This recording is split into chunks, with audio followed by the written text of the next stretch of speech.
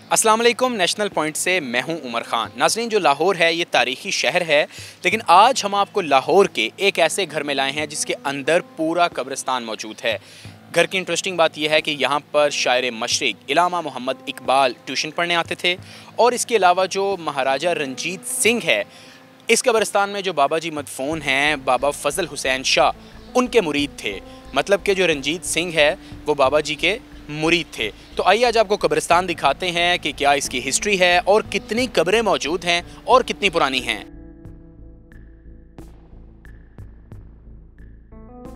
अच्छा जी नाज़रीन, ये जो अहाता है ये घर का है, ये सहन आप इसे कह सकते हैं। अगर आप मेरे कैमरामैन आपको दिखा सकें, वो सामने घर है जिसमें इनकी नस्लें रह रही हैं। और ये जो सामने अगर आप देखें बाबा फजल हुसैन शाह, ये उनका मज़ार है छोटा सा। और अगर मेरी आप लेफ़्ट साइड पे आप देखें तो इसमें कई कब्रें मौजूद हैं। जो बाबा जी हैं उनके बच्चे हैं, उनकी बीवी हैं, इसके अलावा उनकी जो पूरी लड़ी है वो यहाँ पर मदफून है। तो आइए इसकी जो हिस्ट्री है पहले हम आपको वो बताएंगे, और आपको बताएंगे कि ये पहली नौयत का अपना घर है जिसके अंदर ही पूरा कब्रिस्तान मौजूद है। सैयद आतिफ़ हमारे साथ मौजूद हैं, जो बाबा जी फजल हुसैन शाह हैं, उनकी 8वीं नस्ल है। तो इनसे बात करने का मकसद ये था कि हमारे जो नाज़रीन देख रहे हैं उन्हें पता चले कि ये कब्रिस्तान की हिस्ट्री क्या है और इसमें कितने लोग मदफून हैं और तारीख़ क्या है इस कब्रिस्तान की। तो आइए इनसे बात करते हैं। अस्सलाम वालेकुम। वालेकुम सलाम। आतिफ़ भाई, ये बताइएगा कि ये जो कब्रिस्तान है ये कितना पुराना है? सर, ये कब्रिस्तान तो तकरीबन 350 साल पुराना है, और बाबा जी जो से थे उनको ये महाराजा रंजीत सिंह ने ये जगह गिफ्ट की थी, ठीक है। और तकरीबन इधर से लेके एक मोरिया पुल तक गिफ्ट की थी। तो उसके बाद बाबा जी ने अपने बाकी सेल कर दी और 3 की कनाल अपने पास रखी है। और इसमें उसके बाद एक कब्रिस्तान बना है। बाबा जी खुद तकसीम इधर ही हुए हैं, और महाराजा रंजीत सिंह के दौर में, और उनके बेटे आगे बाबा फजल हुसैन शाह वो भी इधर ही तकसीम हुए हैं। आगे उनकी लड़ी से लड़ी इधर ही तकसीम हुई है। 400 साल पुराना कब्रिस्तान है ये सर 350 साल पुराना है, और 400 साल पुराने ये हम इधर के रहायशी हैं, और हमारा घर भी इधर ही है, कब्रिस्तान भी इधर ही है।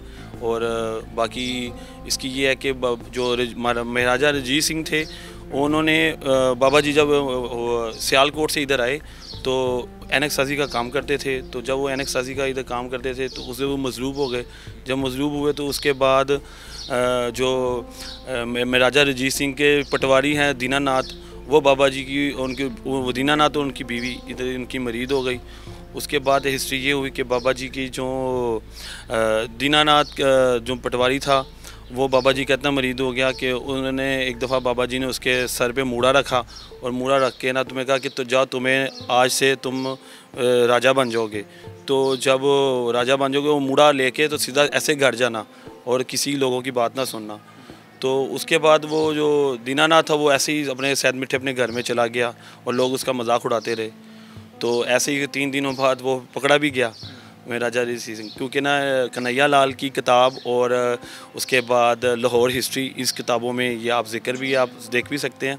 उसके बाद ये है कि ना जब वो इधर से चला गया तो अब वो कन्हैया लाल, तो उसके बाद जी के अब क्या करें, तो बाबा जी ने रंजीत सिंह ने उसको पकड़वा दिया। तो उसकी बीवी रोती रोती बाबा जी के पास आई कि बाबा जी आपने तो कहा था कि दीनानाथ जो सा है वो महाराजा बनेगा, वो तो पकड़ा गया। तो बाबा जी ने फिर उसको बताया कि तुम ना उससे अपना मांगो, और उसको को मेरी 100 शर्फियाँ तुम्हारी तरफ निकलती हैं। तो जब वो परेड से अपने 2-3 दिन बाद महाराजा रंजीत सिंह अपनी परेड से आया तो दीनानाथ ने शोर मचाना शुरू कर दिया। अच्छा आतिफ़ साहिब, ये बताइएगा कि ये जो कब्रिस्तान है इसमें तकरीबन 15 कब्रें मौजूद हैं। तो मज़ीद अगर कोई फ़ौत होता है तो क्या इसका जो रकबा है वो आप बढ़ाएंगे या क्या करेंगे? जी बिल्कुल, इसका रकबा बढ़ाएंगे, ठीक है। आगे सेन वाली जगह है, क्योंकि ये हमारे बायाजात की जगह है। तो जो अभी फ़ौत होगा, हमारा जो सैयदज़ादा जो हमारा दादा अबू की लड़ी से चल रहा है, तो वो इधर ही तकसीम होगा। आतिफ़ साहब, डर नहीं लगता कि घर के अंदर ही कब्रिस्तान मौजूद है, रात होती है, दिन होता है, तो कैसा महसूस होता है कब्रिस्तान के अंदर ही रहना बीवी बच्चों के साथ? सर एक्चुअली देखा जाए तो हम सब ने इधर ही आना है, ठीक है ना। तो अगर हम डरना शुरू हो जाएंगे तो फिर आगे से हमारे बच्चे भी नहीं कब्रिस्तान में आएंगे। लेकिन कब्रिस्तान की हिस्ट्री ये है कि इधर हमारे जो बड़े और हमने भी देखा है कि हमारे इधर जो से जिन्नात भी थे, इस दरख्त के बीच में जिन्नात थे और काफ़ी लोग हमारे डर भी देते थे, लेकिन हमारे दादा अबू ने हमें कहा कि नहीं, आप टेंशन ना लें, कुछ नहीं होता, आप आयतुल कुर्सी पढ़ लिया करें। तो काफ़ी दफ़ा वाक़या भी हुए, देखे भी, लेकिन अल्लाह का शुक्र है कभी उन्होंने हमें नुकसान नहीं पहुँचाया। अच्छा, आपने हमें बताया कि जो इलामा मोहम्मद इकबाल शायर मशरिक़ हैं, यकीनन उनके बहुत चाहने वाले हैं इस मुल्क में, तो वो यहाँ पर ट्यूशन पढ़ने आते थे, इसमें कितनी हकीकत है? सर हकीकत ही है, प्रोफेसर हाफिज़ उमर दराज GC कॉलेज के प्रोफेसर थे, ठीक है। वो मेरे दादा अबू के बाप थे और उन्होंने GC कॉलेज में पढ़ाते थे। तो इलामा इकबाल साहब ने फ़ारसी सीखी उनसे और शर्गीदी में पढ़े और इधर आके ट्यूशन भी लेते थे। और इलामा इकबाल साहब के साथ उनके उठना बैठना भी था। इलामा इकबाल साहब हमारे घर में भी आते थे। कब्रिस्तान जो हमने घर में आपको दिखाया, इसमें बड़ी एक इम्पॉर्टेंट बात है जो हमसे आतिफ साहिब ने शेयर की कि इसी कब्रिस्तान में एक अंग्रेज़ की कब्र भी मौजूद है। बड़ी हैरानकुन बात है कि पाकिस्तान में एक अंग्रेज़ की कब्र का होना। तो आइए इनसे पूछते हैं कि क्या माजरा है। ये वो कब्र है, आतिफ साहब बताइएगा, ये अंग्रेज़ को इसी इहाते में दफनाने की क्या वजह है? सर आपको पता है जैसे कि अंग्रेज़ जो से थे वो इधर एक बंदा जो 100 साल अंग्रेज़ों ने इधर हुकूमत की है, तो ये अंग्रेज़ जो से थे इधर कमांड थे, तो बाबा जी इधर ही बैठे हुए थे। तो जब बाबा जी इधर बैठे थे, इधर सारी पीछे रावी चलती थी। तो ना इस अंग्रेज़ ने कमांड में ना जब परेड कर रहा था तो इसको ना नशे की तलब हुई, तो इसने बाबा जी का आगे ना जानबूझ के हुक्का पी लिया। तो बाबा जी ने कहा ना पी ना पी। जब इसने हुक्का पिया, जब हुक्का पी के ना दोबारा अपनी फ़ौज परेड के बीच में दाखिल हुआ, तो वहाँ ही इसको ना मस्त हो गया और उर्दू बोलना शुरू हो गया। जब उर्दू बोलना शुरू हो गया तो उसके बाद जी इसे बाबा जी का ऐसा मरीद हुआ कि इसने कमांड भी छोड़ दी, सारा कुछ छोड़ दिया। बाबा जी की इधर चिल में बढ़ना शुरू हो गया, बाबा जी की खिदमत करना शुरू हो गया और इसकी आखिरी ख्वाहिश थी कि जब मैं मरूँ ना तो मुझे बाबा जी के पैरों में दफन किया जाए।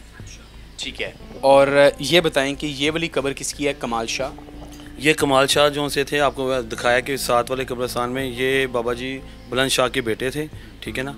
और ये आगे से कमाल शाह और जमाल शाह। ये तो समझें घर का सहन है और सहन के अंदर ही कब्रें बनाई हुई हैं। जो सैयद फजल शाह हैं, ये उनकी कब्र है और तकरीबन 400 साल पुरानी ये कब्र है। इसके बाद की जो कब्रें हैं वो सारी इसके बाद बनी हैं, मतलब इनकी जो लड़ी है नस्ल की कब्रें वो बाहर में मौजूद हैं। और नाज़रीन, जो बाबा जी हैं उनकी हिस्ट्री बताने से पहले मैं आपको बताऊं कि ये घर के अंदर ये मौजूद हैं और मेरे पीछे आप देखें, ये खिड़की है और खिड़की से आपको कब्रें नज़र आएंगी। खिड़की से कब्रें नज़र आ रही हैं, मतलब हर जगह कब्रें मौजूद हैं। आतिफ साहब ये बताइएगा कि ये जो सैयद फजल शाह हैं, इनकी थोड़ी हमें हिस्ट्री बताइएगा। सर यही आपको बता रहा था कि महाराजा रंजीत सिंह जो से थे, ये इनके मरीद हो गए थे, ठीक है, बाबा जी के। और बाबा जी की पैरोकार लगा दिए थे बाबा जी के ऊपर कि बाबा जी जो भी गुफ्तगू करें मुझे रोज़ आना आके मेरे दरबार में सुनाया जाए, ठीक है। और उसके बाद इनकी किताबें भी हैं, आप किताबें भी सर्च कर सकते हैं। आज हमने आपको एक ऐसा घर दिखाया जिसमें पूरा कब्रिस्तान है। और आतिफ साहिब, आपका बहुत शुक्रिया, आपने हमें टाइम दिया।